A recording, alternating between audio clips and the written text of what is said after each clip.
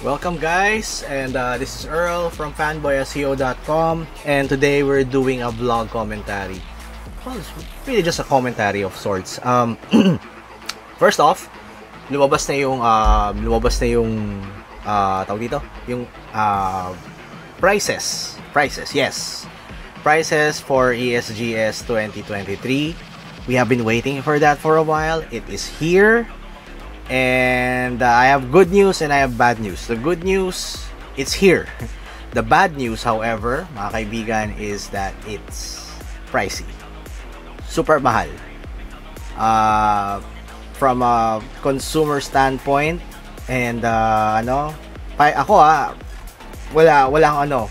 as a consumer, etong segment na to, I'm talking as a consumer.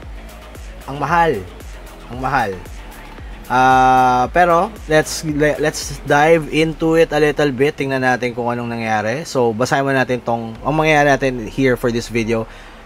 Basahin natin yung caption, basahin natin yung mismong prices, discuss natin a bit, and then tingnan natin yung mga comments dun sa page. Okay? So for starters, ito muna, the announcement that you have been waiting for! Exclamation point.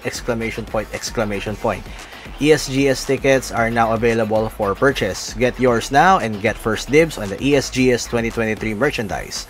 Different ticket bundles are available. Click on the link below to get your tickets. Limited quantities available. Stay tuned as well for the merchandise designs. ESGS 2023 will be coming November 3 to 5, 2023 in the World Trade Center in Pasay City. Okay, normal. Now, let's talk about yung ticket prices. So, from pababa tayo pataas. And mind you, this is the 10th year anniversary of ESGS. It's been 10 years, man. 10 years. I've worked with them at the start. Super chill lang na event noon. I remember si Tito Chad was pitching it for us. Sa event pa yun. May event pa kami natin doon na nakasama ko si Tito Chad. And he was like, this is dope. Hindi pa ako naniniwala, pero nung nakita ko, nung umattend na ako, parang, oh shit, it is dope. It's gonna change everything. Fast forward 10 years, eto na tayo ngayon, and we're talking about ticket prices. So, first things first, Iron Ticket is 1 day pass, good for any day. It's 750 pesos. Okay. There are a lot of events naman who does that these days, so normal. Teka lang, adjust ko lang. Mic ko. Tapos, next one is the Bronze Ticket. Bronze tickets are 1 day pass for any day. May kasama kang lanyard and a sticker sheet. It's 1,000. Silver ticket is for 2 days for the weekend. So Saturday, Sunday lang. T-shirt, lanyard, sticker sheet, 2,500. Tapos gold ticket is 3 day pass. So it's Friday, Saturday, Sunday. You have a t-shirt, you have a desk mat, lanyard, and a sticker sheet. Okay? Good. Okay na rin. 4,000. Kung may budget ka, 4,000 siya. Platinum ticket is 3 day passes with windbreaker, t-shirt, desk mat, lanyard, and sticker sheet. And that's 6,500 pesos for 3 days. No comment ako dyan. Not because but out of respect din sa organizers. I mean, they've been working for them. I reserve my right to comment on this. I reserve na wag na lang mag-comment and let's just read the comment sections na lang to get a better understanding ng mga actual buyers nila or actual audience demographic nila. Okay, wow. Si Bunja Agustin says, tanginang mahal. But I think it all in jests, hopefully. Tapos, pero syempre, it's their money, so they can comment on that naman. Tama naman. Who else here? Some of these fine gentlemen and ladies are my friends on Facebook, so ano lang. Another comment here says, napatingin ako sa GCash at Maya ko. Yeah. Ako rin. Mapapatingin din ako sa GCash at sa Maya ko.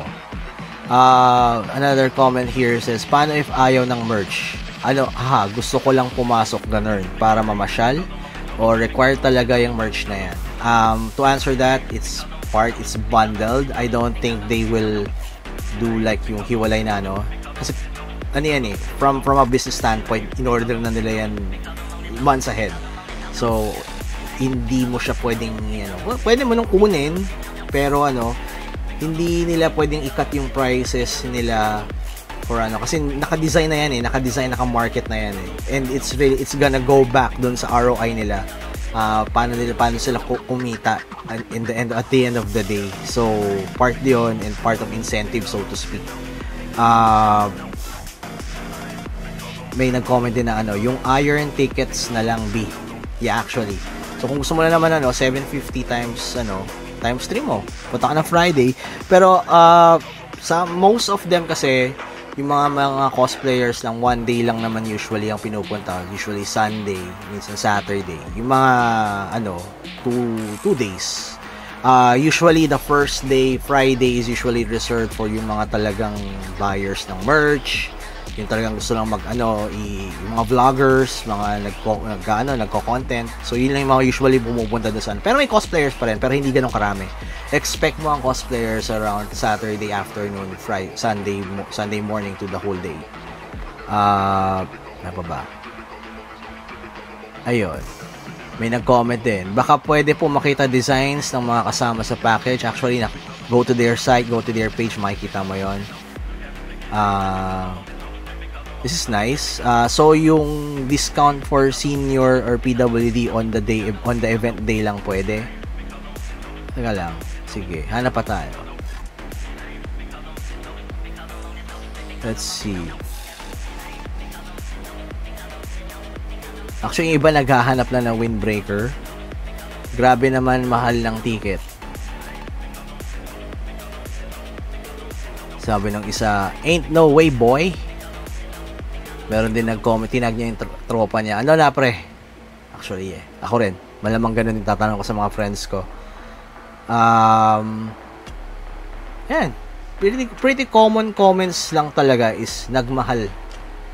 I understand their point. I understand Garayat's point, Garayat Concepts point na why they are increasing the amount of the charges for the tickets.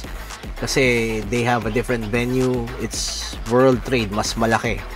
So definitely kailangan mo rin mag-charge ng Pero at the same time, I also understand the point ng mga buyers, ng consumers na they want to go there, they want to enjoy their day, they want to visit the booths, they want to take photos on a budget.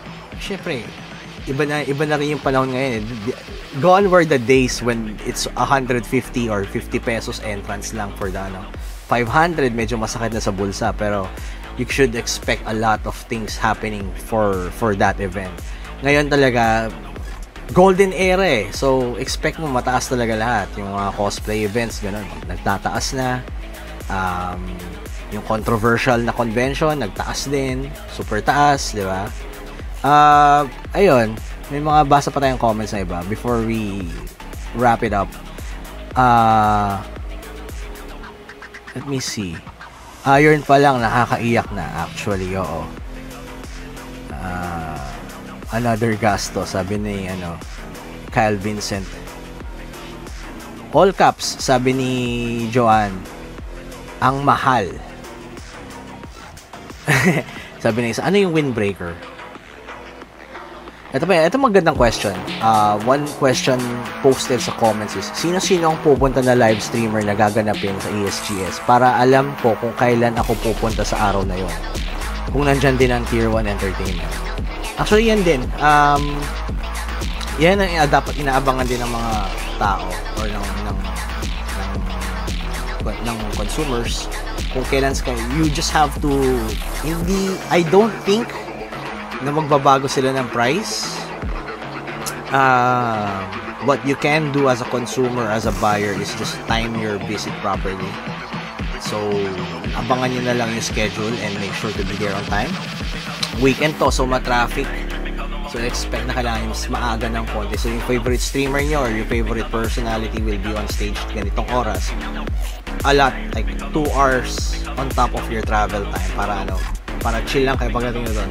Pipila na lang kayo, pumunta na lang kayo doon. That's a pro tip. Actually, so far, talagang ang reklamo lang talaga, actually, it's not really reklamo. We can go through 100 or 400 comments, pero most of them are either not expecting the prices to be this high, or it's just really, nagsasabi na ang mahal. Pero, ang ano dito is, ang Pinoy may panggastos eh. May panggastos na. I'm not discounting those who don't have, pero kung gusto nila, may gagawa ng paraan. I mean, when Pokimane came here, people dished out a lot of money. So, yun lang. Pero, may makakat na tao, may makakat na group na hindi makakapasok, hindi makakano. Yun lang. I feel bad. I feel sad din na nangyayari ito. Pero, wala, balance. It's at the end of the day, it's still business. So, I'm not part of the organizers. I'm just saying that I'm looking at it from their perspective with the prices. Yes, medyo mahal, pero I really wish and I really hope na they would be able to meet the expectations with their prices. Ganun na lang ang ano natin.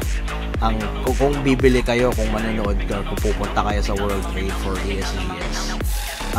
But as it stands, mukhang okay naman yung event. I'm all for it. I'm excited for it din pa rin kasi there's a lot of tech and gaming. Pero still, what's the best? Leave a comment kung ano yung mga best na memories niyo for ASGS for the past 10 years. Ako si Koji came here. That was wild. That was wild. That was like the first time I've seen like a lot of the growing media for online for esports coming together. Nasa isang media room kami, and those were the old guys like me, and there's a lot of new guys who grew, and meron na sila sariling mga groups, may sarili sila and that for me was a big thing kasi I admire the growth and the hustle with these guys. And again, si Igarashi was here. That was wild. Anyway, guys, thanks for watching this video. I appreciate you watching this. Hope you can see. I hope I could see you sa ASGS also. And don't forget to like and subscribe to this channel. I will be doing more contents like this. I have free time, my friends. I have free time, so I will be doing more contents like this daily. I promise you it's gonna be daily. But anyway, guys, keep safe. Always be kind to each other, and I will see you soon. Bye bye.